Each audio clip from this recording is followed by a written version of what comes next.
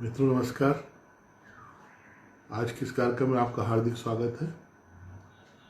आज हमारी 114वीं कड़ी है जब हम एक जानी मानी कथक नृत्यांगना और विदुषी डॉक्टर चेतना ज्योतिषी व्यवहार से बातचीत करने जा रहे हैं। वे मंडला में रहती हैं और कथक में एक लंबा अकादमिक अनुभव उनके पास है। प्रस्तुतियों के साथ साथ परफॉर्मेंसेस के साथ साथ खैरागढ़ संगीत विश्वविद्यालय में वे लगातार अध्यापन करती रही हैं। इसके अलावा कथक केंद्र नई दिल्ली में भी उन्होंने अनेक वर्ष निदेशक के रूप में कार्य किया है। अविभाजित मध्य प्रदेश में रायगढ़ घराने की कथक परंपरा का एक बड़ा सांस्कृतिक वर्चस्व रहा है और उसका अपना एक सौंदर्य कला बोध रहा है। वे उस परंपरा से आती हैं। विभाजन सन 2000 के आसपास जब विभाजन हुआ और मध्य प्रदेश से एक हिस्सा टूटकर छत्तीसगढ़ बन गया, 2 राज्य हो गए, तो उस समय वो विश्वविद्यालय इंदिरा कला संगीत विश्वविद्यालय जो था वो छत्तीसगढ़ राज्य के क्षेत्र में आ गया। और फिर मध्य प्रदेश में बहुत बाद में राजा मान सिंह तोमर संगीत एवं कला विश्वविद्यालय एक यूनिवर्सिटी बनी जो ग्वालियर में है। लेकिन ये है कि अविभाजित मध्य प्रदेश को भी इंदिरा कला संगीत महाविद्यालय विश्वविद्यालय के रूप में एक बड़ी सौगात उस तरह से मिली है। मैं रानी सिंह जी का स्वागत करता हूँ, संयम जैन जी का स्वागत करता हूँ और हमारी आज की मेहमान चेतना जी भी आ चुकी हैं। तो मैं यद्यपि 7:05 पे हमारी बात हुई थी जुड़ने की, पर उनको जोड़ा जा सकता है ताकि बातचीत का सिलसिला शुरू हो पर उनको प्रतीक्षा ना करना पड़े। तो मैं उनको जोड़ता हूँ और हम लोग अपनी बातचीत को आगे बढ़ाएंगे। फिर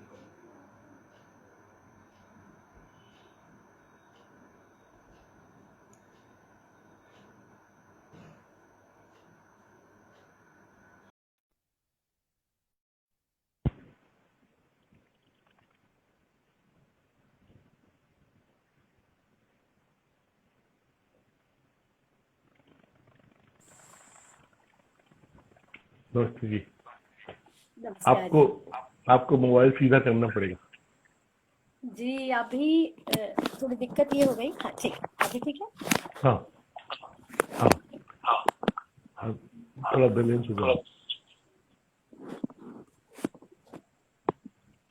ठीक है। हाँ हाँ ये ठीक है नमस्कार आप सभी लोगों को जी। आप क्या बता रहे थे, दिक्कत क्या हुई?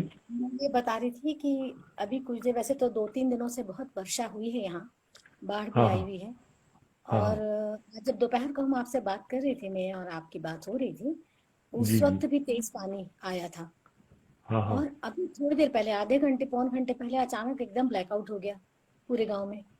ओहो और जो इन्वर्टर है वो भी क्रैश कर दिया। तो मैं इस विचार में पड़ गई कि अब ये कैसे हो। पर अभी तो फिलहाल एक बैटरी वाला बल्ब जल रहा है, देखते हैं। अच्छा, ये बड़ा जोखिम भरा रहता है, लेकिन हाँ, आजकल इस तरह का हम जिस एक जगह बल्ब। रहते हैं ना, ये हाँ हाँ बहुत खूबसूरत और नर्मदा जी के किनारे हैं। मंडला बिल्कुल हम सत्य। आए हैं एक बार, ये 2 बार। हाँ, मंडला के बाहर ही हम, बिल्कुल प्रवेश के पहले नर्मदा जी जहाँ से घूम कर एकदम कुंडली लेके घूम के जब निकलती हैं जबलपुर की तरफ, उस जगह पे हाँ हमारा फार्म हाउस है। और हाँ हाँ समझ लीजिए कि सतपुड़ा की श्रेणियां जहाँ शुरू होती हैं, बिल्कुल उसके तलहटी में हम हैं। अच्छा अच्छा तो आउटर है ये, सीधे मंडला नहीं है, गाजीपुर जगह है। अच्छा अच्छा। हाँ, एक बार मंडला की बहुत हाँ, एक बार बहुत पहले आना हुआ था जब कोई वहाँ के फासिल पार्क पर कुछ पिक्चराइजेशन करना था। हाँ, तो घुघुआ हम्म, तब निवास भी रोड पे है। हाँ, बेतहाशा पानी बरस रहा था उस समय। अच्छी और वर्षा नदी हुई ऐसी, है। हाँ नदी अच्छी भरी हुई थी, कुछ पूछो नहीं। फिर अभी बीच में 2 साल पहले आए थे हमारे पापा जी के एक बड़े पक्के दोस्त, वहाँ रिटायरमेंट के बाद बस गए वो। फिर नहीं रहे थे 2 साल पहले, 1.5 साल पहले, तब आया और गया था ऐसे। तो लेकिन उस तरह से आने की बड़ी इच्छा होती कि वो रजा साहब की जमीन है और वहाँ पर कुछ गतिविधियां होने लगी। हाँ, अब तो गतिविधियां विगत कुछ वर्षों से हो रही हैं। हाँ उनका सालाना जो उनकी मीटिंग है वो भी होती है, और पुण्यतिथि हाँ पर भी और जन्म, हाँ, उस पे होता है। यहाँ के बहुत सारे ऐसे चित्रकार हैं। जी जी। इनफैक्ट हमसे काफी जूनियर और काफी अच्छे मित्र मेरे रहे हैं। श्याम महापोकर, वो खैरागढ़ यूनिवर्सिटी से ही मास्टर्स किया, फिर हाँ मुंबई में भी थे, उनका जहांगीर नगर में सोलो शो भी हुआ है, और गढ़ी में भी थे दिल्ली में, फिर अहमदाबाद में भी थे। तो वो काफी अच्छा काम कर रहे हैं वो। और भी बहुत सारे हैं यहाँ पर, लोक एक वाले वहाँ, भी हैं। हाँ, एक संग्रहालय वहाँ बना, इस संस्कृति विभाग अभी बनाने जाएगा। हाँ, बनाया है, शुरू मतलब उसका उद्घाटन तो किया था, पर अभी तो ये लॉकडाउन के कारण काफी गतिविधियां एक तरह से रुक गई हैं, ये हाँ हुआ है। हाँ, तो वो एक है। बाकी बिल्कुल मैं ये वैसे। आपको बताना चाहूँगा कि ये लॉकडाउन में ही मई से हमने कार्यक्रम शुरू किया, और जी इसमें ये उद्देश्य था कि लेखकों कलाकारों से जीवन और सृजन, हमने स्थूल रूप से अपने यही एक दायरा रखा था कि इसमें हम लोग को जहाँ जैसा विस्तार लेना हो या जितना विस्तार लेना हो हम बात करें। तो जी। ऐसे ही ये यात्रा एक चली आई, और लगभग अब 100 के पार निकल आए अच्छी सभी बात से, है, क्या बात है। और बहुत अच्छी अच्छी बातें सुनने को जानने को मिली। और वो सब इस सब के पीछे उद्देश्य यही था कि जो लगातार पीढ़ी हमारे बीच आती जा रही है इन सभी विधाओं की, तो उनको वो बड़ी एक तो जल्दी में रहती है, बहुत इंस्टेंट उनको सब चाहिए, और ऐसे में ये जरूर पता होना चाहिए कि ये रास्ता एक तो इसका कोई शॉर्टकट नहीं है किसी भी सार्थक सृजन का, और जो समय लगना है और जो उम्र जानी है उतनी जाती ही है। बिल्कुल, उसमें 2 मिनट्स नोटिस लेना। हाँ हाँ, और कोई चमत्कार नहीं होगा जैसे कहीं भगवान की प्रार्थना गा रहे हो, घंटी वंटी जोर से बजने लगे और भगवान प्रकट होके बदल दे, सब ऐसा नहीं होगा, जितना चलना करते है करते हम जिस वक्त, अब तो संस्थागत शिक्षण प्रणाली है काफी लंबे समय से। मैं खुद कथक के लिए, मेरे गुरुजी कन्नाथ दास महंत जी मुझे घर पे पहले सिखाया करते थे। हम्म। मतलब रायगढ़ दरबार के राजनर्तक, 4 राजनर्तकों में से एक जो है कार्तिक जी कल्याण की जोड़ी, वो मेरे जी प्रथम गुरु थे। जी तो वो मुझे घर पे सिखाया करते थे, और फिर बाद में उन्होंने, मैं एक विज्ञान की जैसे स्टूडेंट थी ना, तो वो घर आते जी थे, लेकिन उन्होंने मुझे कहा कि विश्वविद्यालय मतलब चलना है, यूनिवर्सिटी चल के तुमको वहां पढ़ना है। बेबी, वो बेबी कहते थे लड़कियों को, लड़कों को बाबा कह देते थे, ऐसे चाहे जितने बड़े हों आप। उनका वो स्नेह था। तो उन्होंने जब ये बोला, कहा था ना, तो मुझे समझ में आया कि अच्छा, विश्वविद्यालय में जाके पढ़ना है तो कुछ अलग ढंग का हो जाएगा, सिस्टम अलग हो जाएगा, कि पीरियड्स लगेंगे क्लास के। पर वहां जाकर के फिर इस तरह का नहीं था, और शॉर्टकट्स वाली जो आप बात करें ना, वो बिल्कुल वहां भी नहीं थी। कम से कम इंदिरा कला संगीत विश्वविद्यालय का माहौल ऐसा नहीं था, गुरुमुखी शिक्षण जैसा ही था। तो भले ही हमें सर्टिफिकेट जरूर मिला, डिग्री मिली, पर हमें तो समय और आपकी मेहनत वही काम आती है, वही रंग भी लाती है। हाँ हाँ तो बात वही। और आप जब देखिए ना कि जिस तरह से आप सबने उस घराने के सब आप ही सब प्रतिनिधि तो हो। मैं देखता हूँ कि आपकी जनरेशन, फिर ये लोग बात की है ना, सुचित्रा वगैरह, आपसे तो बहुत बात की होंगी, कितने बात ये की होंगी, सब तकिए हैं हम लोग, है सही। ना। हाँ परस्पर लेकिन ये अंतर था कि उसी समय में ये चक्रधर कला केंद्र में थे ये सभी। हाँ हाँ और हाँ, भगवान दास माणिक जी हमारे गुरु भाई हैं। तो वो खैरागढ़ में गुरुजी घर में रहते थे, और मुझे गुरुजी भिलाई से खैरागढ़ ले आए थे। मैं हॉस्टल में थी, और एमए में मेरा एडमिशन दिलाया गया था, सीधे एमए में हुआ था। क्योंकि एडमिशन इसलिए लिया, आशीर्वाद गुरुजी उन दोनों एचओडी हुआ करते थे। तो उन्होंने कहा कि नहीं, अरे तो मतलब गुरुजी की शादी है, तो नई परीक्षा भी नहीं लेनी, एडमिशन टेस्ट नहीं लेना है, और सीधे एमए में एडमिशन लेना।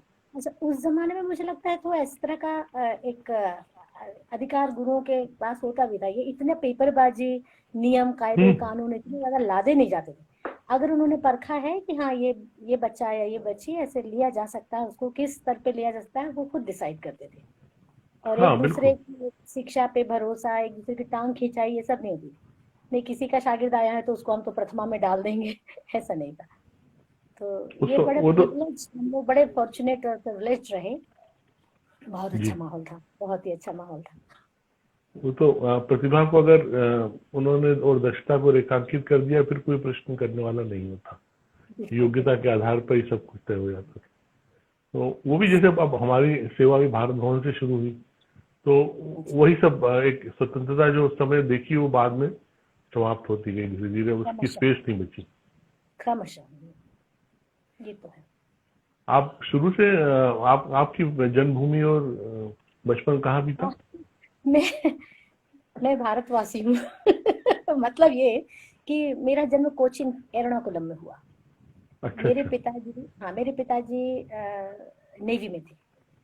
अच्छा अच्छा। दरअसल मेरा जो घर है, मतलब मायका पक्ष जो है, हाँ। मेरे पिताजी 7 भाई थे, उसमें से शुरू के 3 जो हैं, मेरे पिताजी दूसरे नंबर के थे, ये आर्मी, एयरफोर्स और नेवी में तीनों थे।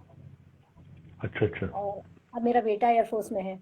तो वो जो एक परंपरा थी हमारे यहाँ इस तरह की आर्म फोर्सेस की, तो हम्म मेरी तो वो थी। और संगीत भी, संगीत हम लोगों हम्म ने कभी किसी ने सोचा नहीं कि सीखा जाता है। हम्म। रतन जनकर जी हाँ जो खैरागढ़ यूनिवर्सिटी के चांसलर भी हुए, वो मतलब मेरे चाचा लोग बताते हैं एक जमाने में कि वो घर आया करते थे। उन दिनों वो शायद जबलपुर में रहे होंगे, तो घर आके फट्टी पे, बोरा पे बैठ के सिखाते थे। और मेरे हाँ चाचा बहुत ही अच्छे क्लासिकल सिंगर, हालांकि एक म्यूनिसपैलिटी में कार्यरत थे, एक वनवासी सेवा मंडल में कार्यरत थे। तो इसको इस तरह से प्रोफेशनली अपना कैरियर बनाने का हम लोगों ने नहीं सोचा। पर मेरी हाँ सभी बुआएं बहुत अच्छा कंठ स्वर, और मेरे बड़े पिताजी बांसुरी वादन बहुत अच्छा करते थे। तो जब मेरा विवाह हुआ खैरागढ़ में, अनिल जी से मेरा जब विवाह हुआ और हम वहीं रहने लग गए, और मेरे घर के लोगों का आना जाना होता था, तो वहाँ के जो फैकल्टी के लोगों जो हमारे परिचित थे वो जरूर आते थे और आश्चर्य भी करते थे कि ऐसा पक्का गायन या वादन, और पीछे इस तरह का कोई बैकग्राउंड नहीं कि कहीं से सीखा जरूर है मगर उसका भान भी नहीं है किसी का हम्म किस तरह से सीखा है। हम्म। और आपकी आपकी कहीं म्यूनिसपैलिटी में जॉब है, या कहीं वनवासी सेवा मंडल में आप शिक्षक हैं, या इस तरह से हाउस वाइफ हैं, या तो मेरी बुआ लोग इस तरह का। हम्म। संगीत में सीखने के लिए मतलब यूनिवर्सिटी जाने में मैं ही पहली रही, वो भी गुरुजी की कृपा से। जी गुरुजी जी। ने कहा कि अब वक्त बदल गया है, मैं तो साइंस स्टूडेंट थी हम्म तो गुरुजी ले आए मुझे कि नहीं, अब तो आजकल बेटा पन्ना लगता है, मतलब सर्टिफिकेट लगता है, डिग्री चाहिए, पन्ना लगता हम्म। है हर चीज में। क्या दूरदृष्टि थी, क्योंकि ऐसे वो पढ़े लिखे नहीं थे, लिटरेट जिसको कहते हैं ना, जी कि जी। साक्षर। मतलब वो तो दस्तखत भी जैसे ऐसे कुछ चित्र जैसा बना के हम लोगों ने रटा दिया था, तो वो किया करते थे, ऐसा ही करना गुरुजी, ऐसा ही करना हर बार हाँ। ऐसा ही करना। तो और क्या सादगी, क्या भोलापन, मगर क्या दूरदृष्टि के वो लेके आए थे। और मैं हम्म। कभी घर के बाहर इस तरह से निकली नहीं थी। जी जी। स्कूली शिक्षा के बाद में कुछ परिस्थितियां ऐसी हुई कि साइंस भी बाद में छूटा आखिर में, मतलब ग्रेजुएशन के बाद तो प्राइवेट कर रही थी सोशियोलॉजी में। हम्म। तो घर के बाहर तो कभी नहीं निकले इस तरह से, और निकले तो जी। एकदम खैरागढ़ आ गए ऐसा हुआ। हम्म। तो पिता का ये कहना था कि बेटा जाओ, जो भी करना आई एम विथ यू, लेकिन मीडियोक्रिटी नहीं चलेगी। जो हम्म भी करना है, तुम भले देर से जा रही हो, तुम्हारे साथ वाले लोग, क्योंकि एमए में सीधे गई थी मैं, तो साथ वाले लोग तो वहीं रह के उन्होंने का गजब का रियाज और सब कुछ होगा। तो ये नहीं चलेगा कि तुम तो घर में थोड़ा हफ्ते में 1 दिन वाली थी, ऐसा नहीं चलेगा। ये तुम्हें देखना हम्म है कि तुम तो वहां पर अगर सर्वश्रेष्ठ की दौड़ में मतलब शामिल होकर सर्वश्रेष्ठ बन सकती हो, तो उसका तो कोई मैं दावा या उनको प्रॉमिस तो नहीं कर सकती थी, मगर वो एक मन में बना रहा लगातार कि मतलब ये बड़ा प्रेशर है। डांट के नहीं, हम्म। पर उनकी जो अभिलाषा हम्म। है, उनकी इच्छा है, उसको पूरा करना है। तो उस वो नाते असल से में उनका ये सब कहने के पीछे आशय यही होगा कि किसी भी तरह की आप हमदर्दी या दया मत डिविएशन, प्राप्त कीजिए। हाँ हाँ डिविएशन यहाँ वहाँ भटकाव नहीं होना चाहिए, हाँ ये भी सही बात है। हाँ, खूब तो मेहनत हो और मेहनत से मेरे जो भी मिलना हो। एकदम फोकस्ड रहे आप, वो तो है।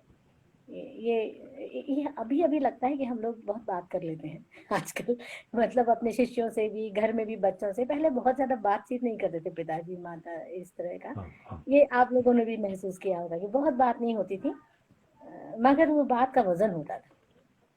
हाँ, वो तो है। जिसको पिता। कहा जा रहा है वो भी ग्रहण करता था, आत्मसात करता था, और तदनुसार ही वो अपने जीवन में आगे प्राणपण से बढ़ता था। और जिसने सही कह बात। दिया वो बार बार नहीं कहता था। हाँ, ये अभी बात तो भी है। लगे रहना पड़ता है नहीं, अभी तो पूरा समय बदल गया है। बदल वहां तो नहीं, उस पर समय। भी अब अडॉप्ट तो करना पड़ता है चीजों को, जैसा है उस तरह से। अब इसीलिए इसीलिए गुरुजी लोग हम लोगों को, जैसे आपको मैं बताऊं, ये मैं बड़ी अलग अलग स्मृतियां आ जाती है ना कि हाँ हाँ। बोल बोल एक बार पढ़ दिया क्लास में। एक तो पहली बात, कक्षा में जब रोज सिखाना नहीं है, हम्म। रोज तो सिखाया नहीं जाता था। और हम लोग की मजाल कि हम पूछ लें कि कब सिखाओगे, या बहुत दिन हो गए ये करते, अब कुछ और आगे सिखा दो, ये तो हो ही नहीं सकता। तो हम्म। लेकिन जिस दिन सिखाना उस दिन तबलिये को तो बाहर वो हाँ हाँ तबलिया ही बोलते थे। हाँ, हाँ कि हाँ संगीतकारों को तबलिया बोलते थे। और मतलब वो जमाना ऐसा था ना कि जरा सा गाली वाली बक देते थे, साले वाले तो बहुत सामान्य चीज थी। तो कह देते थे कि हाँ, ये आधे गुरु बन जाते हैं, इनको बाहर उनके हम्म, सामने ना सिखाएं। और फिर जब कक्षा का दरवाजा बंद करके हम लोगों को सिखाते भी थे, तो बमुश्किल 2 बार उच्चारण हो जाए बोल का तो बहुत है। तो हम्म, मैं अभी भी सोचती हूँ, या जब बच्चों को देखती हूँ, तो मुझे लगता है अब तो मोबाइल में सीधे, अब तो लिखने की भी जहमत नहीं उठाते। लिख लेते तो कहीं बैक ऑफ द माइंड वो छप जाता है, पर अब मोबाइल में है, आपको पता भी नहीं, हम्म, मना करो तब भी वो कर लेते हैं रिकॉर्ड, ऐसा हो जाता है। तो गुरुजी जब बता रहे हैं उस वक्त सारी इंद्रियां कान बन गई सुनते समय, हाँ, ऐसा लगता था। वो क्या याद हो बात। ही जाना, याद हो ही जाना है, हो भी जाता था। एक तो उम्र की बात भी होती है, लेकिन हाँ वो कुछ ऐसी पद्धति है, और वो आत्मसात हो करना ही पड़ेगा, वो मजबूरन कहें, या जिस भी तरह का एक माहौल होता था। और फिर मैंने ये भी महसूस किया कि जब अगर कोई चीज, ये बहुत मुझे लगा कि जब अगर कोई चीज जिस तरीके से ना भी आ पाई, तो जी। वो औकात पैदा कर देता है हर बच्चे में, हर स्टूडेंट में, कि वो उसको उस तरीके से अपने ढंग से थोड़ा सा बना भी दें। और यही शायद परंपरा में जो नवीनता, जो थोड़े थोड़े अलग अलग भेद से बहुत सारे बोल बन जाते हैं ना, मूल हम्म। से थोड़े थोड़े भिन्न, मौखिक परंपरा में स्पेशली, जी। वो कारण, इसका एक ये भी प्रबल कारण बिल्कुल रहा है कि लिखने की तो छूट होती नहीं थी। और आप याद तो करें, और फिर कभी स्मृति से हट गया, ओवर ए हाँ पीरियड हट गया, या उस समय भी थोड़ा आपने नहीं, और पूछ भी नहीं पा रहे हैं, तो थोड़ा बहुत भेद आ भी जाता था ना, पर वो रहता था तकनीकी तौर पे सही, हाँ, ऐसा होता। उसका वो अनुशासन बना रहता था, उसी में कुछ बिल्कुल बिल्कुल, उसी में रहते हुए वो बदलाव हो सकता था। आप जब एग्जैक्टली। वहाँ आई तो उससे पहले ये रायगढ़ घराने की कथक परंपरा को लेकर आपकी किस तरह की जानकारियां थी? मुझे कुछ नहीं पता था हाँ। मतलब कि ये, असल में तो जब कथक नृत्य के लिए मेरी जब शुरुआत हुई, मुझे तो जी। बहुत बाद में समझ में आया कि मैं एक महान गुरु से मैंने सीखा है मतलब गोपी कृष्ण जी से एकदम शुरुआत हुई थी। वो हम्म। तब की बात है जब हम लोग हॉलिडे कैंप मुंबई में, मेरे पिताजी पदस्थ थे जब मुंबई में उनकी पोस्टिंग थी। तो उन हम्म। दिनों हॉलिडे कैंप में आवास था, हम लोग को सरकारी क्वार्टर्स जो मिले हुए थे वो, तो वहाँ गोपी कृष्ण जी का आना होता था साथ हम्म। के और बच्चों को क्लास लेने के लिए। तो मुझे हल्का हल्का सा ये ध्यान है कि वो घुटने के चक्कर, और तत्कार एकदम खड़े पैर का, और बहुत तेजी, मतलब अच्छी तैयारी में तत्कार, या पीछे मुड़ करके सिर को जमीन पे लगाना, ये सारी कला वजह थोड़ी बहुत मुझे स्मृति में थी, क्योंकि उसके बाद बड़ा लंबा गैप हो गया। मेरी माँ हम्म। का देहावसान, पहले स्वास्थ्य गड़बड़ और देहावसान, और ये हो जाता है ना कि एक बच्ची है और पिता को सब देखना है। तो हाँ जिस तरह का भारतीय, और वो भी ब्राह्मण परिवेश है समाज में, तो ये चिंता का विषय होता था कि कैसे सब कुछ संभालें, देखें। जी बिल्कुल। तो हाँ, वो वहां से नेवी से आ भी चुके थे, उन्होंने अगला बॉन्ड भी नहीं भरा था, इट वॉज 21 ईयर्स में उन्होंने वापसी हाँ की थी। गए तो 15 साल की वर्ष की उम्र में थे। पर जब हाँ। वो आए तो, और उसके बाद माँ का देहावसान हुआ, तो बड़ी अनस्टेबल लाइफ हो गई थी। जी जी। मतलब यही नहीं समझ में आ रहा था कि घर गृहस्थी कैसे चले। हाँ। और उन्होंने, हाँ, उनको उनको बहुत सारे घर के लोगों ने ऑफर, मतलब बाहर से आए थे तो दिए थे, पर उन्होंने विवाह नहीं किया। जी। और ये मैंने अपनी बढ़ती उम्र के साथ महसूस किया कि वो हमेशा कहा करते थे, भी मैंने कहा भी था कि आई एम विथ यू। हम्म। तो ये जो वाक्य है, ये कितना गुरु गंभीर है। कितना कुछ हाँ इसके अंदर छुपा है। इसके ये आई एम विथ यू को निभाने में क्या कुछ उन्होंने समर्पित किया, पूरा जीवन समर्पित कर दिया। और ये हम्म, मुझे उस समय नहीं आता था समझ में। धीरे हम्म, धीरे जब मैं भी माँ बनी और मेरा भी बेटा हुआ और फिर हमने वो चीज़ महसूस की, तो लगा कि ये क्या मर्म है इसका। तो जी उस जी। समय तो जब बचपन में जब सीखा था गोपी कृष्ण जी से, तो मुझे बिल्कुल भी समझ ही नहीं थी कि मतलब बिल्कुल छोटे थे कि हम्म, क्या 4-5 साल की उम्र में किससे सीख रहे हैं, क्या सीख रहे हैं। 6-7 साल तक होते होते कुछ आइडिया नहीं था। फिर बहुत लंबा गैप आ गया। और हम्म, फिर हम मेरे पिता, जब मुझे स्कूली शिक्षा मेरी भिलाई में हुई, मेरे चाचा थे तो वहाँ हमारे ही कॉलोनी में एक मतलब जिस सेक्टर में रहते थे, एक भरतनाट्यम की शिक्षिका थी। जी तो जी। गायन वादन, गायन तो जैसे मैंने आपको कहा ऐसे ही गा लेते थे, मतलब क्लासिकल नहीं, पर कुछ भी सुना तो वो गया, हो ही हाँ जाना है। एग्जैक्टली वो तो बदलता नहीं था कभी नहीं। बिल्कुल फिल्मी गाने यूं टिप्स पे बस सारे रटे हाँ हुए रहते थे। हाँ। तो नाच के प्रति आकर्षण शुरू से था। वो ये भी उस वक्त सच बताऊं तो बिल्कुल छोटे में तो ये भी नहीं समझती ना हम क्या फॉर्म सीख रहे हैं कहता कि क्या है। लेकिन जब बड़े हुए और डांस करना है तो बहुत ज्यादा दूर कहीं जाने की सुविधा नहीं है, जी जी। कॉलेज भी है। तो वो मैं जो शिक्षिका थी भरतनाट्यम की, उनसे सीखना शुरू कर दिया भरतनाट्यम। हम्म, ये 1.5 साल सीखा और उसका उन्होंने होता है ना शहरों में कि ज्यादा उस तरह की तालीम वाली बात नहीं, मगर ये कि आपका परफॉर्मेंस करवा देंगे तो उनको भी और बच्चे मिलेंगे कि ये जल्दी हाँ तैयार कर देंगे, ऐसा होता है ना, हाँ। एक नॉर्मल सी बात है।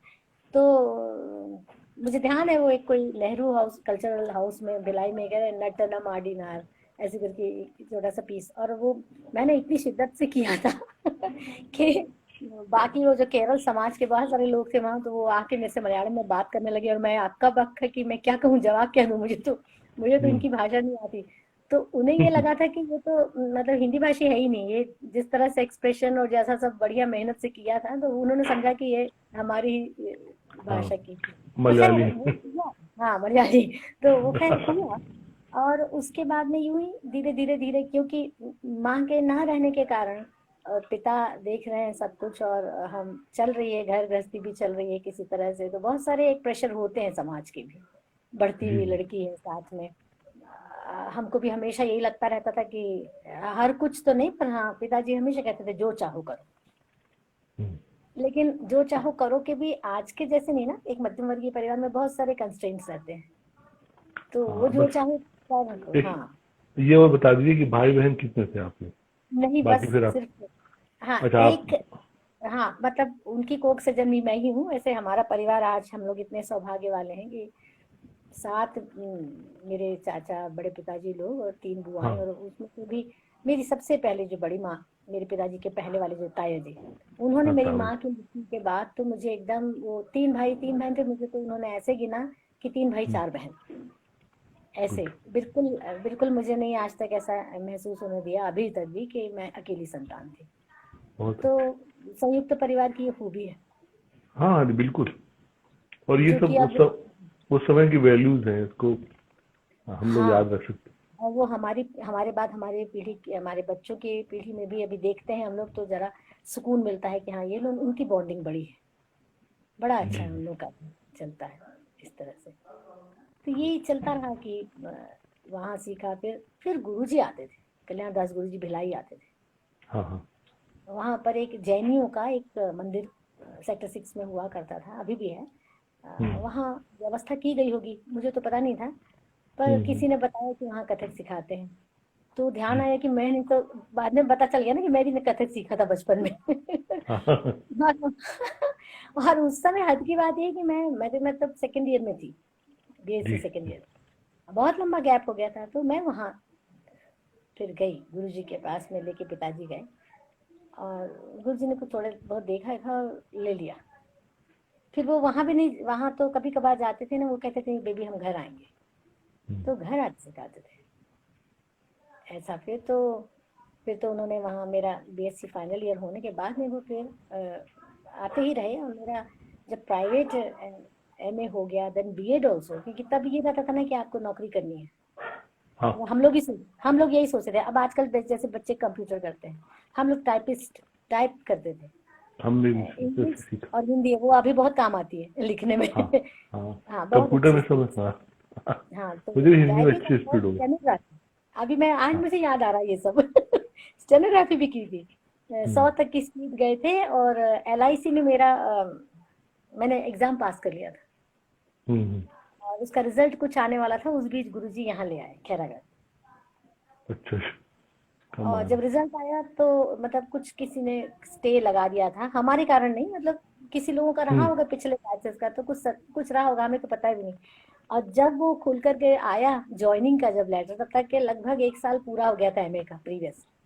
हम्म। लंबा प्रकरण चला होगा वो उन लोगों के, जिनका भी हाँ केस रहा हाँ। होगा। तो जो लोग भी पास हुए थे और इंटरव्यू में भी सफल हुए थे, उनके नाम फिर वो ऑफर लेटर जारी हो गया होगा। तो मेरे पास भी हम्म। आया कि एज स्टेनोटाइपिस्ट। तो मैं सोचती हूँ कि मैं अगर मैंने तो जब मेरे पिताजी लाए, कहा कि ये आ गया है, क्या करना है, तो मैंने पूछा आप बताओ। तो उन्होंने कहा बेटा तुम्हें जो करना है। मैंने कहा सच में? बोले हाँ, हम्म। और क्या, मुझे जो तुम्हें करना है वही करो। तो मैंने ऐसे करके हम्म। फाड़ दिया।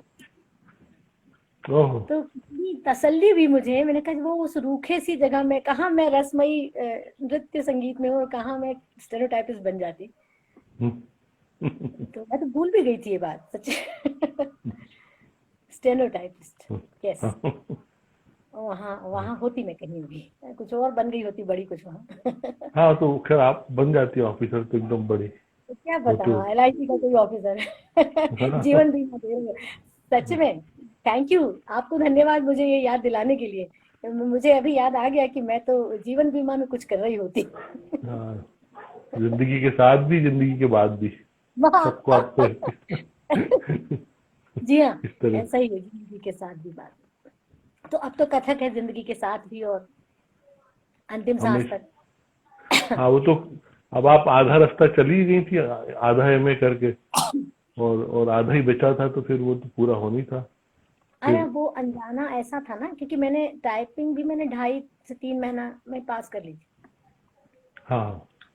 मैं मतलब कमिटमेंट इतना जबरदस्त हमेशा से रहा, क्योंकि जब मैं हम्म। करने एग्जाम देने गई थी स्टेनोटाइप उसका टाइपिंग का,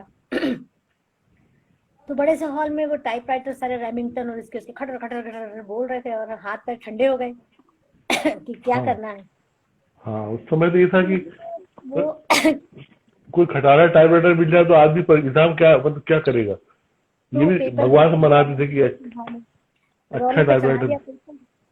और मैंने ऐसे करके देखा, तो जिस सरकारी स्कूल के हॉल में थे हम, वहाँ बड़ी बड़ी तस्वीरें, लोकमान्य तिलक, महात्मा गांधी, आजाद, हम्म। सरोजनी नायडू, सभी महान लोगों की बड़ी बड़ी तस्वीरें लगी। तो मैंने तुरंत अपने मन से कहा चेतना, तुम इतनी एक एग्जाम के लिए हाथ पैर ठंडे कर रही हो, ये इन्होंने कितने बड़े बड़े काम किए। और आप सच मानिए सुनील जी, ये प्रारब्ध इसको कहते हैं कि कैसे बुद्धि अचानक, मतलब हम हमारी क्या औकात, पर ऐसा एक फ्लैश जैसा हुआ। और वो उस क्षण मेरा एकदम एंजाइटी एकदम खत्म हो गई, नॉर्मल हो गई मैं। और जो लोगों को पेपर दिया था ना, तो सॉरी, इसको तो मैं म्यूट करना भूल गई थी। सुन लीजिए चाहे तो, नहीं जरूरी है। ठीक है। तो नहीं जरूरी नहीं था। तो लोग टाइप कर रहे थे जल्दी जल्दी, थोड़ा सा टेस्ट वाला टाइप, मैंने नहीं किया। मैंने कहा नहीं, मैं ठीक होगी। और जब पेपर दिया गया, तो वो जो भी 10 मिनट का था, उसके आधा मिनट पहले ही पूरा हो गया। और मैं एक अटेम्प्ट में मैंने हिंदी और अंग्रेजी दोनों पास कर लिए। तो मेरे जैसा फिर हाँ, राजा कोई नहीं। सही तो बात है। जिस इंस्टीट्यूट में सीखती थी, वहां मुझे 60 रुपए महीने पे इंस्ट्रक्टर, मतलब सह इंस्ट्रक्टर रख लिया गया था। हाँ। हाँ, तब सर ने, वो वहाँ के जो मालिक थे वो सर ही थे, पढ़ाते थे स्टेनो वगैरह, उन्होंने सिखाया फिर स्टेनो। तो क्या बात है, आपका वो कार्यक्रम बहुत अच्छा है। इससे याद आती है हम सारी चीजें। हम भी आपको ऐसी मतलब बताना चाहेंगे, हालांकि हमको सुनना आपसे ही है। आ, उस समय मम्मी बड़ी चिंता करती थी कि ये हायर सेकेंडरी पास कर लिया है, और कम से कम ये कोई बाबू बन जाए तो। उस समय हाँ पापा के मित्र चाचा ही होते थे सब लोग। तो हाँ बोलते थे कि भाभी ये तो टाइपिंग सीखेगा तभी बाबू बन पाएगा, हाँ तो टाइपिंग सिखाना जरूरी है। तो वो एक कागज लेके पुंगली बना के इंस्टीट्यूट में जाते थे, लेकिन अंदर बहुत चिढ़ होती थी कि बा, बाबू बनने के लिए टाइपराइटर से टाइपिंग नहीं सीखूंगा। हाँ ये मन में था कि मैं लेखक बन गया था तो मुझे लगता था कि लेख टाइप करने में अच्छा रहेगा, हाँ। तो मैं दो तीन उंगलियों से टाइपिंग सीख गया। फ्यूचरिस्टिक, फ्यूचरिस्टिक हाँ सोच। हाँ, कि लेखक बनने में ये है कि एक आसान काम हो जाएगा, तो हम दो हाँ तीन उंगलियों से खूब तेज टाइप करने लगे और फास्ट। और एग्जाम तो नहीं दिया, लेकिन उसमें आज उसमें जो सीखा है उससे आज भी हिंदी हिंदी बहुत में काम। इतना बढ़िया बिना कोई करेक्शन किए कर मैं लेता तो हूँ अपने। अपनी पुस्तकें जो छपती हैं वो हाँ हाँ, मैं पब्लिशर को मैं उस पर भरोसा नहीं करती हूँ। मैं कहती हूँ बस अपना। आप इसको छाप दो, मैं ही हाँ टाइप करती हूँ। बिल्कुल नहीं, मुझे ना उनकी फॉर्मेटिंग उनकी सेटिंग पसंद आती है। अब इतने साल हो गए ना, तो मेरी कलाकारी भी उसी उसमें भी निकलती है, मुझे बिल्कुल नहीं नापसंद है। तो वो तो ये बात सही कह रहे हैं, सीखा हुआ कभी कुछ भी बर्बाद नहीं जाता। हाँ, वो तो एक तो अपना एक खुद ही एक सौंदर्य बहुत निर्मित हो जाता है कागज पे भी, कि तो स्पेस की ब्यूटी, ब्यूटी। कि आप स्पेस वो की ब्यूटी भी स्पेस अपन तो दे। है ही, नृत्य में भी बोलों के बीच का जो स्पेस है उसी में तो आपको दिखाना है कि आप क्या हैं। क्या कर सकते हैं, अभी सही बोल बात। पे तो आप नाचते ही हैं, हर आदमी हाँ नाचता है, पर उस बीच सही, के स्पेस को आप कैसे फिल करते हैं। सही बात और है। हर विधा की बात, तो स्पेस तो हर जगह लाजमी जरूरी भी है, और क्रिएटिविटी उस पे ही है, उस पे किस तरह से आप कर जाते हैं उस क्षण में, और उस इस काल समय और उस स्पेस। इस समय हमारे एक साथी सहयोगी ऑफिस के प्रमोद डेकाटे भी हैं, देख रहे हैं, तो कई बार फॉन्ट को लेके कि शीर्षक किस फॉन्ट का होना चाहिए या रनिंग कैसा हो, इटैलिक का क्या मतलब है। भारत भवन में अच्छा, रहते हुए जैसे मदन सोनी उदयन जी हम लोग के भाई भी होते थे और बॉस भी होते थे, तो वो बड़े प्यार से बताते थे हर चीजों को कि लाइट आ गई। नॉर्मल लाइट आ गई, थोड़ा और ज्यादा उजास हो ये गया। जल रहा था, देखिए आप, ये जल रहा था। हाँ लेकिन दिव्य ज्योति थी। दिव्य आपकी ज्योति छवि उसमें मैंने छवि भी वैसी है, अरे सच में। हाँ, आप मैं दोनों आपकी जो फेसबुक पे दोनों फोटो हैं वो बड़ी श्रद्धा उत्पन्न करते हैं, देखो। अरे नहीं, सब हाँ, मतलब ये ये तो ये ईश्वरीय चीजें होती हैं, इसमें हम क्या। हाँ नहीं, जैसा पर भी। हमेशा मैंने ये देखा है कि ज्ञान जो होता है वो प्रकट होता है छवि, तो इसीलिए कुछ बौद्धिक चीजें सुनने का मन हो रहा है लगातार। तो यही था कि आपने फिर बाद में दो दो विषयों पर अलग अलग शोध किया ना। जी, जब मैं एमए कर रही थी तो हाँ उस समय ऐसा था कि हमारा जो प्रैक्टिकल जैसा होता था, जी मतलब जी एमए फाइनल की बात है, तो द्रौपदी वस्त्रहरण एक गतभाव होता था। जी। तो वैसे भी पता है कथा, और द्रौपदी वस्त्रहरण जब कर रहे थे, जब उसका अभिनय करते थे, तो बहुत सारे प्रश्न मन में आते थे। अच्छा, साइमल्टेनियसली उसके समानांतर हमने नायिका भेद भी एक टॉपिक था पढ़ने के लिए, थियोरी में, हाँ वो पढ़ा जी जी। था। और उसमें क्योंकि रीति साहित्य में उसकी तो इतनी एकांतिक ये विषय है, और इतना बढ़ा दिया उसको 384, मतलब नायिकाएं, अष्टनायिकाएं हैं उसके अलावा, या हमारी स्वाधीन पत्रिका नहीं, और परकीय और सामान्य के अलावा भी, या मुग्धा मध्या प्रौढ़ा के अलावा भी, यानी इनकी संख्या 384 और फिर 1050 तक पहुंचा दी रीति साहित्य में। तो हाँ हाँ मुझे ये लगता था कि ये द्रौपदी कौन सी नायिका है। जी जी। अब पूछने का की हिम्मत होना ना गुरु जी से। तो हम्म साल बीत गया, एमए हो गया, मेरिट में फर्स्ट आ गए, घर चले गए वापस। और हम्म वहां जाके समझ में आया कि रियाज तो यहाँ नहीं हो सकता, क्योंकि वो समय था कि जब आप घुंघरू बांधे तो पड़ोसी के बच्चे झांकते थे कि क्या हो रहा है यहाँ पर, बड़ा चलो, कौतुक से हाँ देखते थे और मंडला जब आते थे और हम नाचते थे, तो यहाँ लाल मुंह बंदर बहुत है, तो बंदर में जाते थे, तो भाई लोग बहुत ज्यादा छेड़ते थे कि तुम जो कर रही हो, तो ये देखो ये बंदर आते हैं। तो माहौल बड़ा ऐसा था कि नृत्य की साधना या रियाज के लिए कम से कम हम जिस जगह रहते थे वहाँ बड़ा अनुकूल नहीं समझ में आता था। तो ये दिमाग में हाँ। आया कि हम खैरागढ़ ही जाएं किसी अच्छा तरह अच्छा। से। और उन दिनों डी म्यूज होता था वोकल वालों जी के लिए, लेकिन डी हाँ डांस नहीं होता था। अब डी म्यूज तो प्रैक्टिकल एरिया में है, थ्योरी का उतना काम नहीं वहाँ। तो हम चाहते थे कि डी डांस हो जाए, पर हमारे चाहने से तो होता नहीं। तो सही है। पीएचडी कर लेते हैं, क्योंकि उसमें हॉस्टल मिल जाएगा हाँ कारण ये था कि डांस हम्म करने मिल जाएगा, रियाज करने कक्षा में जाके मिल जाएगा, गुरुजी तो हम्म मना नहीं करेंगे। और पीएचडी के लिए एडमिशन ले लेंगे, रजिस्ट्रेशन ले लेंगे, तो हॉस्टल मिल जाएगा। जी जी। तो वो तो साइड का काम है, थोड़ा बहुत पढ़ लेंगे और उसमें विषय क्या लें, कुछ तो लेना पड़ेगा। तो तब यहाँ मुझे लगता है कि यहाँ मेरी अंदर की जो एक प्रवृत्ति रही है ना, एकदम मतलब मैं मुझे किसी की बातों में चलना, या मेरी अपनी जो सोच है कम उम्र थी तब भी शुरू से ही ऐसी रही है शायद, ईश्वर देता है शायद। तो मैं उससे समझौता नहीं करती किसी से फिर उसमें।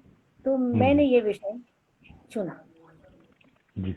और मुझे लगा कि ये द्रौपदी जो नायिका है, ये कौन सी नायिका है, ये पता करूँ मैं। और मुझे तो कहीं जी। से पता नहीं चल रहा है, गुरुजी लोग भी डांट देते हैं, मतलब आश्रम गुरुजी कहते थे कि लाइब्रेरी नहीं जाना, रियाज पे ध्यान दो। ये उस समय के लिए सही था उनका, क्योंकि नहीं तो हम मेरिट में फर्स्ट कैसे आते, देखिए रियाज छोड़ के सही। उस वक्त लग जाते, तो वो तो सही था। मगर जैसा मैंने हाँ। बताया ना कि उस नाते से कि मुझे रहने की जगह मिल जाए और हम रियाज जारी रख सकें, तो ये विषय ले लिया। इस विषय में बहुत सौभाग्य ये रहा, उस समय मेरे दिमाग में ये आया, मैंने कहा कि गुरुजी, आश्रम गुरुजी से कहा कि मुझे नाट्य शास्त्र पढ़ना है ओरिजिनल, और हाँ मुझे हाँ। संस्कृत बिल्कुल नहीं आती है। तो बोले क्या जरूरत है पढ़ने की, हम बता देंगे तुमको। तो उनके पास में तेलुगु का ट्रांसक्रिप्शन रहा होगा जो भी। तो मैं फिर वहां पर बात अटक गई। मुझे लगा कि नहीं, मेरे मन में ये लगा कि ये तो नहीं होगा, क्योंकि कोई बताए, कोई भी बताए, नहीं है तो कान पकड़े गुरुजी हैं, मगर वो बताएं और मैं ओरिजिनल ना पढ़ूंगी नहीं। मेरे मन में ये था कि ओरिजिनल लिखने वाले ने जो लिखा है वो मुझे ही पढ़ना है, जिसने अनुवाद किया है वो विषय वाला हो ना हो, और अनुवादक की अपनी दृष्टि भी होती है, ये मेरे को उस समय भी लगता था। और इसलिए मैं इस पे सेटलमेंट नहीं हुआ मुझे मुझे ये नहीं करना है। तो गुरुजी ना थोड़ा सा नाराज होके, वास्तव में थोड़ा गुस्से से बोले, जाओ तो प्रेमलता बहन जी के अंडर कर लो, बहुत विद्वान है वो ऐसे हुआ। और मेरी भाग्य की बात है, देखिए, क्योंकि बुद्धि तो उस समय काम नहीं की, छोटी नहीं थी मैं, उम्र में तो 25 साल की थी, मगर कुछ बातों में बहुत बचपना जैसा था कि इसको नहीं समझा मैंने कि नाराज हुए हैं गुरुजी। मैंने समझा कि उनका आदेश अनुमति। आदेश हाँ। को मानने की। हम चल पड़े। बहन जी उन दिनों प्रेमलता शर्मा बहन जी, वो खैरागढ़ की वाइस चांसलर होती थी, एंड फाइनेस्ट म्यूजिकोलॉजिस्ट वर्ल्ड फेम है वो। तो ये सब भी मुझे कुछ खास नहीं पता था, मगर कहा कि तो जाना है, तो मैं कभी रही उनके पास। मैंने जाके कहा कि मुझे करना है आपके अंदर में। और फिर वो एक अलग कहानी है, बहुत लंबी कहानी है, क्योंकि एक एक एक एक खोलेंगे तो हम लोग अपन बड़ा लंबी बात करेंगे। पर मेरा रजिस्ट्रेशन उनके अंदर हो गया। हाँ, वो हो गया। और वो विषय पे मैं जब काम करने लगी, तो पहले, आजकल क्या होता है, पिन पॉइंट में रिसर्च भी होता है। हाँ। और उस समय 2 दशक 2.5 दशक 3 दशक पहले ये होता था कि एक कथक नृत्य के परिप्रेक्ष्य में नायिका थी, तो पहले कथक उठाएंगे, कथक नृत्य, तो उसका हिस्ट्री थोड़ा पढ़ डाला। जब उस एमए के समय तो वही रटा था कि मोहनजोदड़ो हड़प्पा में मिली है कांस्य प्रतिमा, फिर महाभारत में, फिर सीधे संगीत रत्नाकर में, ये वो। जब मैं इस समय पढ़ने लगी, मतलब डॉक्टरेट करने के शुरू में, तो मुझे एकदम बहुत सारी चीजें फ्लैश नहीं दिमाग, नायिका भी तो किनारे रह गया और दिमाग में ये 1-1.5 साल तो मैं वही पढ़ती रही। मुझे लगा कि अचानक महाभारत में मिलने वाला जो कथक शब्द है, कथकार परे राजन शरणाई करता, दिव्या ख्यान ये पठंती मधुरम दिशा, ये कहाँ कहता है कि नाच रहे हैं? इसमें तो सिर्फ कथक शब्द है, और दिव्य आख्यानों का गान करने की बात हो रही है, पाठ करने की बात कर रहे हैं। उसके साथ के जो लोग हैं वो लोग भी नृत्य विधा वाले नहीं हैं। तो that was a turning point, I think, कि ये दूसरी मेरी जो रिसर्च है उसकी भूमिका वहां बननी शुरू हो गई थी। और तब मैंने बहन जी से एक आध साल के अंदर अंदर ये कहा, प्रेमलता बहन जी से, क्योंकि मुझे ऐसा कुछ है ना कि परिवार में कुछ जिस तरह का माहौल होता है, वैसे ही आप जिस तरह ब्रॉटअप हुआ हो, मुझे नायिका के विषय में जानना तो था, पर वो इतना रसपूर्ण विषय था, इतना एकांतिक, कि मुझे बड़ी झेप आती थी अकेले पढ़ने में भी, बहुत सारा रीत। तो मैंने बहन जी से कहा कि मुझे ये अच्छा नहीं लग रहा है। प्रेमलता बहन जी, बनारस में, मैं उन दिनों मैंने JRF क्लियर कर लिया था। मैं आपको बहुत कट शॉर्ट कर रही हूँ, क्योंकि मैं कैसे मैं लेक्चर के लिए फॉर्म भर के और बिना उसको एग्जाम दिए, मतलब इंटरव्यू बिना फेस किए मैं JRF के लिए गई थी। बहन जी ने पूछा भी था, and she was vice chancellor. वो तो हाँ। उनके हाथ में, हम रियाज में तो थे, लेकिन हमने कहा हम एक बार में एक काम करते हैं, मतलब देखिए किससे बात कर रहे हैं। लेकिन उन्होंने कहा ठीक है। और JRF में जब हुआ मेरा, तो काम तो खैरागढ़ में रह के करना था। बहन जी मेरी हाँ। गाइड थी, वो चली गई बनारस, उनका टेन्योर पूरा हुआ, तो मैं उनके पास जाके रह के काम करती थी, और बाकी समय जी। खैरागढ़ में रहती थी। तो उनसे जब मैंने ये कहा कि ये मुझे नहीं करना है, तो उन्होंने कहा ऐसे काम नहीं होता इस सूत्र में। तो कैसे कैसे कैसे पूछूं कि कैसे काम होता है। ये हिम्मत नहीं थी, चुप लगा गई और चुपचाप से अपना काम नायिका भेद का प्रारंभ किया। और करते करते फिर ये समझ आ गया कि नायिका भेद की जो बात नाट्य शास्त्र में की गई है, या बात की परंपरा में, स्पेशली नाट्य परंपरा में, वो तो श्रृंगार रस के आलंबन के रूप में की गई है। हाँ। जबकि नाट्य में तो सभी कथा वस्तु के आधार पर रस और नायक और कथा वस्तु ये मुख्य उसके बिंदु हैं। तो इसलिए नायक नायिका वहां पर तो श्रृंगार का ही आलंबन लेके चल रही है नायक के लिए के साथ में, और नायक के व्यवहार के कारण वो अष्टविध भी है, उसकी मनस्थिति जैसी होती है। तो मेरा ये प्रश्न द्रौपदी वाला वहीं खारिज हो जाता है। तो मैं ये समझती थी कि सामान्य तो है नहीं कि जिसके तिसके साथ चले जाए, पर किया भी नहीं है, वो तो ब्याहता है, तो 5 के साथ कैसी ब्याहता है। तो वो बात वहीं खारिज हुई कि ये तो नाटकी एक कहानी है, नाट्य तत्व वाली है, उसका श्रृंगार रस के आलंबन से वाली नायिका से कोई मतलब नहीं। ये मुझे वहां तब, लेकिन वो तो करना तो था ही पूरा मुझे रिसर्च का अपना, तो वो किया। लेकिन जैसा मैंने आपसे कहा कि वो बीज पड़ चुका था महाभारत का, और फिर ये मन में आया कि महाभारत से हम सीधे फ्लाइट लेके लैंड कर रहे हैं संगीत रत्नाकर में 1300 साल बल्कि 2000 साल बाद, बीच का क्रोनोलॉजी क्या हुआ। तो बस वहां से MA ये मेरा पूरा हुआ रिसर्च। मेरा विवाह भी हो चुका था 89 में हो चुका था, और रिसर्च कंप्लीट हुआ 93 में मेरा, और उसके बाद में फिर काम शुरू हुआ। आज 33-34 साल हो गए हैं, और अब वो मतलब जब मैं दिल्ली गई थी ना 2007 में वो सबमिट हुआ था मिनिस्ट्री में, अब उसको भी 12 साल हो गए। लेकिन मैंने अभी यही कहा, मन में सोचा कि मेरे संतोष के स्तर पे तो शायद वो पता नहीं कब हो पाएगा, तो अब ये समय है कि कम से कम उसको लिख करके एक बार प्रिंट हो जाने दिया जाए। तो अब वो फाइनल स्वरूप ले रहा है।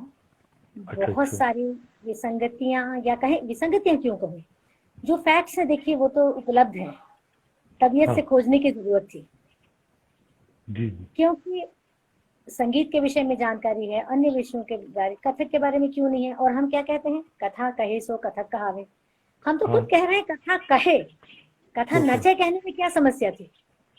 छंद भंग तो हो नहीं रहा था। कथयति यह सह कथकः, नृत्यति यह सह कथकः कहने में क्या दिक्कत थी।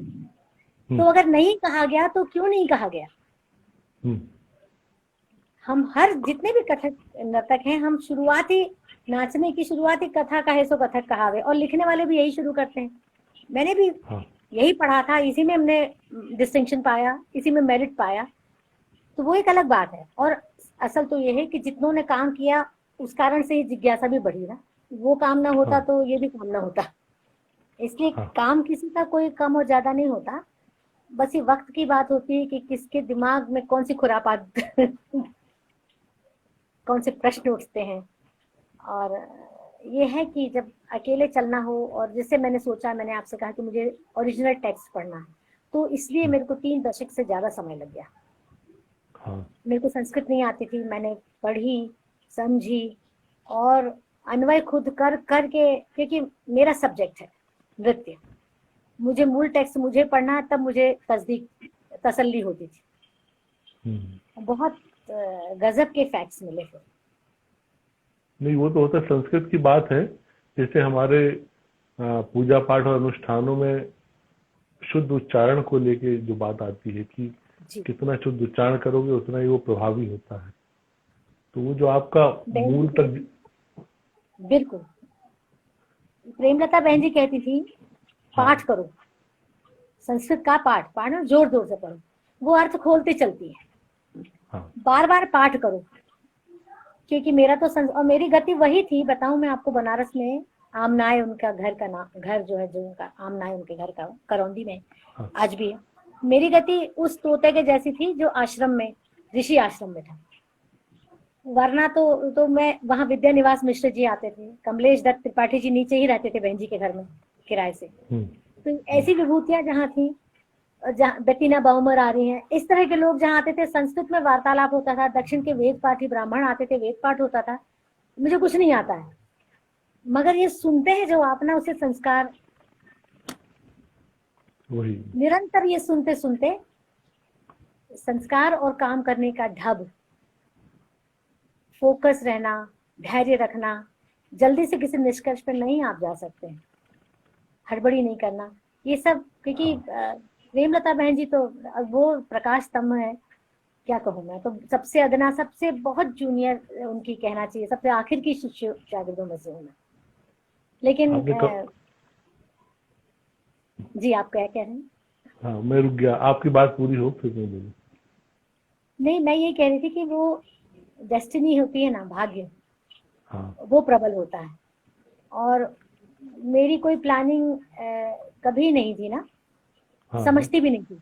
और मेरे पिताजी ने ये कहा था कि आई एम विथ यू, मगर उनका भी बैकग्राउंड है वो उस तरह का, असल में माँ के ना होने के कारण वो उतना सोच के, वो तो घर गृहस्थी संभालने में ही उनका समय जाता था, मेरी हाँ, आवश्यकताओं की पूर्ति करने में, नौकरी और घर, तो उस तरह का मुझे गाइडेंस भी नहीं था। मगर ईश्वर की जो इच्छा होती है ना, भाग्य का जो प्रबल भाग्य में लिखा होता है, वो अवश्य मिलता है, और उसके रास्ते हाँ, भी निकलते हैं, उसके ये तो रास्ते बात है। निकलते हैं।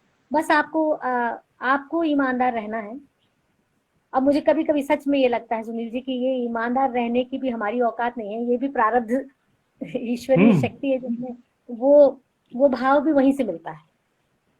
बिल्कुल सही है।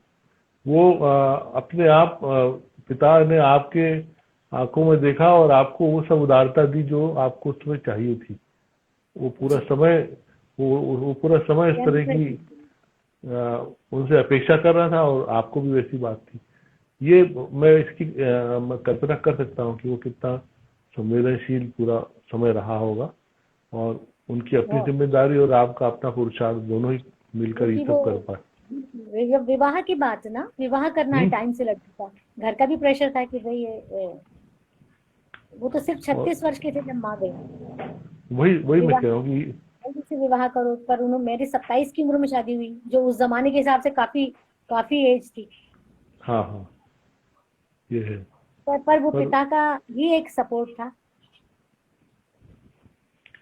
बहुत अच्छे हमारे जीवन में इस तरह के प्रसंग होते हैं जब हम पिता की एक असाधारण भूमिका देखते हैं ऐसी स्थितियों में। बहुत। और वो नहीं है, आप तो बहुत, मैं जितना कुछ लिखती रही हूँ विगत वर्षों में, 2015 में वो अभी गए, तो सबसे बड़े आलोचक मेरे नृत्य को देखने के और मेरे लिखने को। हाँ। मैं उनके मतलब उनको पढ़े बिना तो कोई चीज पब्लिश में होने देती ही नहीं, मुझे तसल्ली नहीं मिलती थी। और इस दौरान उनके जाने के बाद 1-1.5 साल तो मैं जैसे एकदम ऐसी हो गई सुनील जी कि मुझे कुछ सब खत्म हो गया। और क्योंकि मेरे जीवन का सबसे बड़ा कालखंड, मेरे हस्बैंड, मेरे पति जो अनिल है, उनके साथ भी क्या पता हमारी उम्र कितनी हम लोगों की, 30 वर्ष हुए, 53-54 वर्ष जिनके साथ मैंने बिताए। माँ भी बहुत, मैं 8.25 साल की तब गई चली गई थी।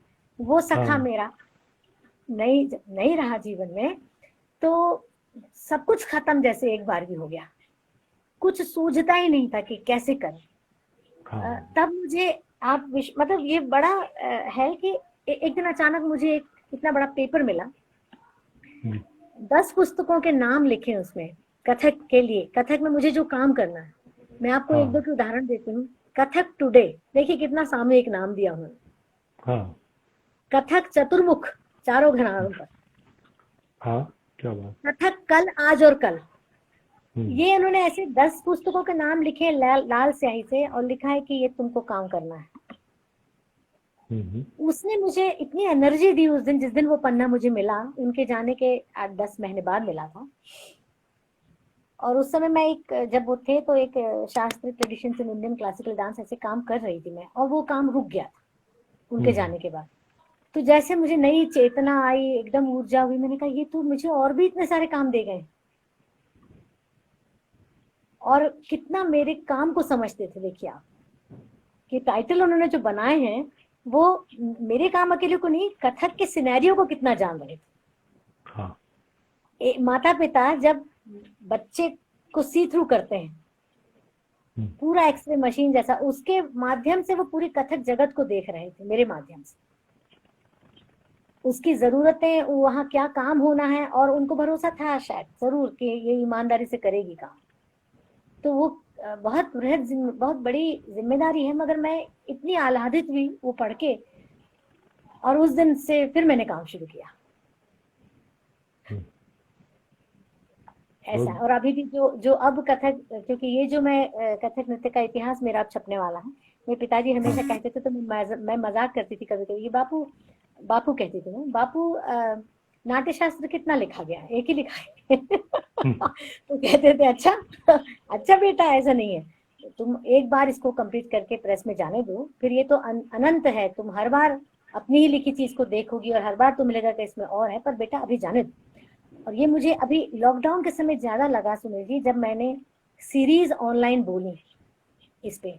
पिछले वर्ष पुणे में नीलिमा आद्य जी हैं, ये रोहिणी भाटी की पट्ट शिष्य हैं, उन्होंने मुझे बुलाया था और 2 दिन का एक सेमिनार उन्होंने किया था, जिसमें 4 सेशन मुझे सिर्फ बोलने थे कथक के इतिहास के पुनरावलोकन पे।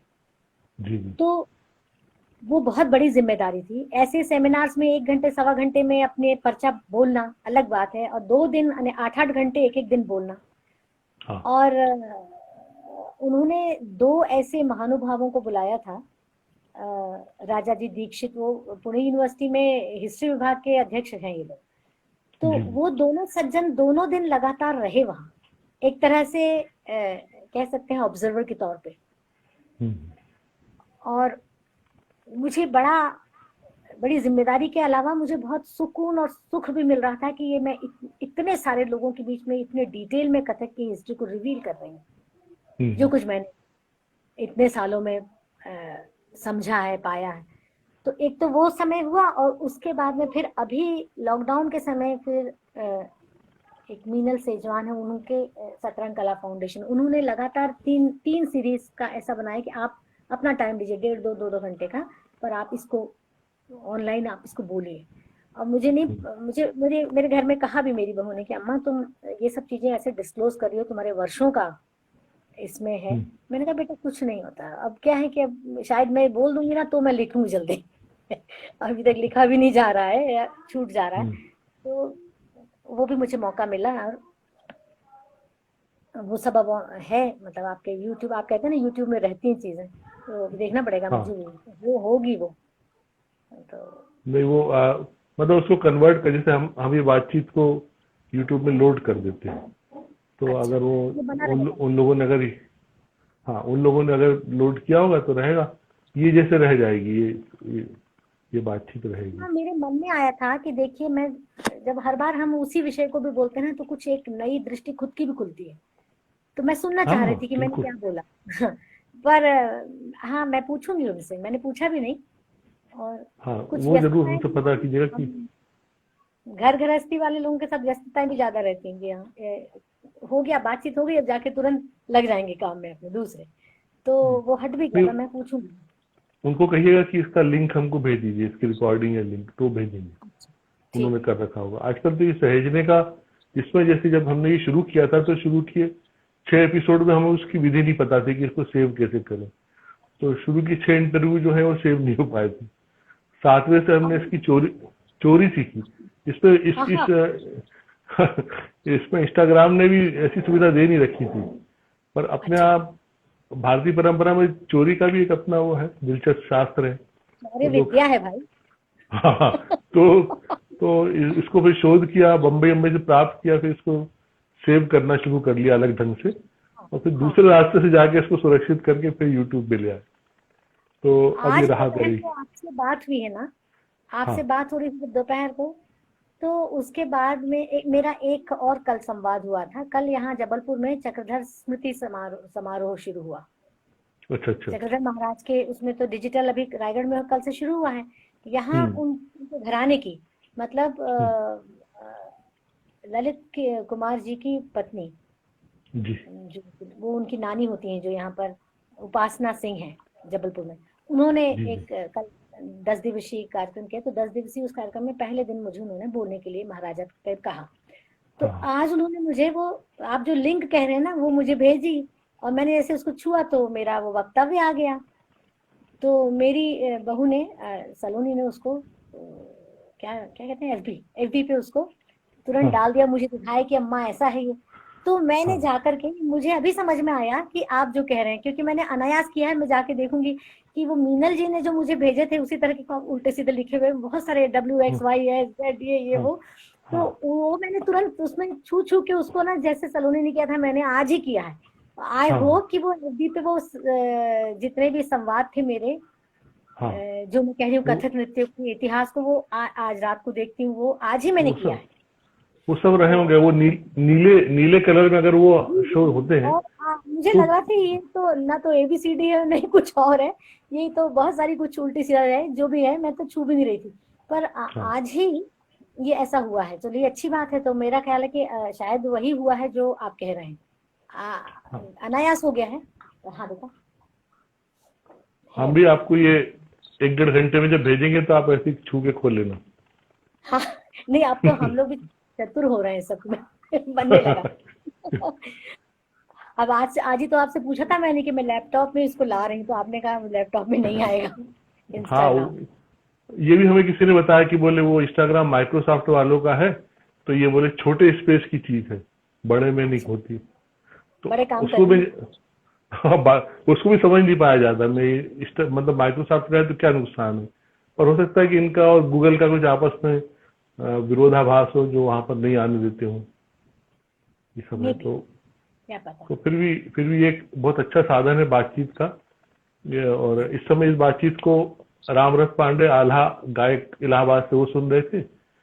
अच्छा जी, मेरा नमस्कार। केरेमन केरेमन शिवानंद हेगड़े यक्षगान के बड़े कलाकार, जो शंभू हेगड़े हाँ, जी के बेटे हैं, वो प्रणाम सुन मेरा, रहे हैं। मेरा एक प्रणाम। गांधी कथा कहती हैं शोभना राधा कृष्ण जी, हमारी बड़ी बहन है, वो भी दिल्ली से, वो भी सुन रही थी। तो आप ये सबका एक बड़ा, अभिनंदन। समय पूरा हो गया, क्या करें, बात तो पता नहीं कितनी सारी है। अरे कभी भी हम लोग मिलेंगे तब बातेंगे। और आप लोग देखिए, यहाँ आइए, ये जो हम जिस जंगल में रहते हैं ना, नर्मदा मैं जी आऊँ। अभी तो पूर चढ़ा हुआ है ना, तो हर हर हाँ हर हर ऐसी आवाज तो बिल्कुल हमको दिखती भी है। और हाँ। नित्य माँ हम के दर्शन होते हैं। हमें वो याद है, जबलपुर से मंडला जाते हुए जब हम वहां मंडला जा रहे थे, तो सीधे हाथ की तरफ से ही वो तो बह रही थी खूब तेज। हाँ, और तो सीधी बात, तो मंडला को उन्होंने, जैसे जिलहरी होती है ना, शंकर की जिलहरी, हाँ मंडला हाँ आप शंकर जी की का शिवलिंग है, और जिलहरी हाँ। जैसे नर्मदा जी ने 3 तरफ से घेर के वो जबलपुर निकल गई। ये अच्छा अच्छा। प्राकृतिक रूप से सौंदर्य है यहाँ का, माहिष्मती नगरी है ये। हाँ हाँ हाँ। तो कभी वर्णन वैसे कोई क्रिएटिव समय होगा तो फिर जरूर आएंगे। और जरूर आइए, स्वागत है। और आप लोगों को अच्छा लगेगा यहाँ, यहाँ तो ये रहने लायक स्थान है। बहुत अच्छा लगा मैं बात हमेशा करके। हमेशा मैं अपने सखियों से कहती हूँ, प्रेरणा जी हैं और मैं कहती हूँ, ये स्वर्ग है, मैंने कहा, और हम स्वर्गवासी हैं ऐसा कुछ नहीं। बहुत अभी अच्छा है। लेकिन मुझे यही शोभना जी ने आपको प्रणाम इसमें भेजा है, लिखा है स्क्रीन पे। शोभना जी ने लगभग 65 राजभवनों में गांधी कथा, वो 1 घंटे की गांधी कथा बहुत सुंदर कहती हैं व्यासपीठ पर बैठकर। वो भी सुनने मिल सकती है ऐसे यूट्यूब में, मुझे होगी। जरूर जरूर, बल्कि हाँ, ये शोभना जी आपको जोड़ लेंगी, और नहीं तो हम बीच जी में जरूर, बड़ी कृपा जोड़ने का होगी, कोशिश। मैं जरूर सुनूंगी, तो जरूर सुनूंगी। वो सुनना बड़ा अनुभव लेना है। मैं 5-7 गांधी कथाओं में साक्षी रहा उनका, तो उनके साथ भी वही एक अपनापन बना। तो दोबारा हम लोग फिर किसी विषय पर, यहाँ भी बहुत सारी बातें। शिवानंद हेगड़े जी ने भी आपको प्रणाम किया, नमस्कार ग्रीन जी। शर्ट वाले। हाँ अच्छा, हाँ मुझे दिखे। हाँ हाँ। तो अच्छी अच्छी बात है, ये गांधी कथा भी आई, जरूर जी, जरूर, जी, बिल्कुल बिल्कुल। प्रेरणा प्रेरणा प्रेरणा जी जी भी नमस्ते, प्रेरणा जी, प्रेरणा जी नमस्कार। अब ये 25 सेकंड का रिमाइंडर है, इस पर डिस्कनेक्ट हो जाएगा, तो मैं आपको बहुत आदर से प्रणाम कर लेता हूँ पहले तो। मेरा और अभिवादन के लिए बहुत अच्छा लगा आपसे मिलकर, आपसे बात करके। जरूर आपका स्वागत है, आप आए। जरूर जरूर शुभ रात्रि आप सबको। शुभ